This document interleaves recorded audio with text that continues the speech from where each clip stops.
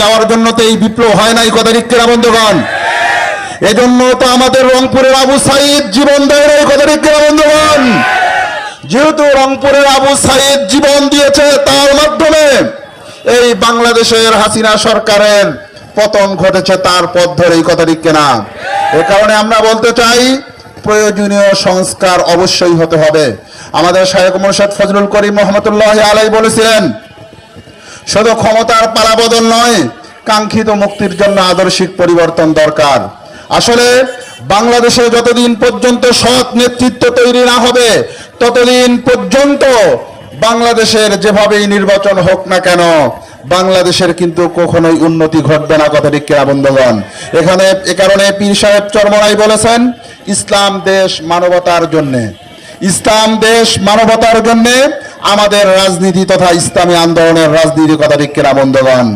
আগামী দিনে নীলফামারীবাসীকে বলতে চাই, আপনারা তো অনেক দলকে ক্ষমতায় এনেছেন, অনেক জনপ্রতিনিধি সংসদে পাঠিয়েছেন। আগামী দিনে একটিবারের জন্য পীর সাহেব চরমনাইয়ের নেতৃত্বাধীন হাত পাখা মার্কায় আগামী দিনে আপনাদেরকে বিজয়ের আহ্বান জানাচ্ছি, কথা ঠিক কিনা বন্ধুগণ? আমরা দেখতে চাই নীলফামারীর গ্রামগঞ্জের অনেক মানুষ ইসলাম প্রিয়। আগামী দিনে তারা তাদের গুরুত্বপূর্ণ মতামত দিয়ে হাত পাখা মার্কার প্রতীকে ভোট দিয়ে ইসলামের পক্ষে, স্বাধীনতা পরবর্তী কেউ ইসলামের মার্কা নিয়ে সংসদে যায় নাই, কথা ঠিক কিনা বন্ধুগণ?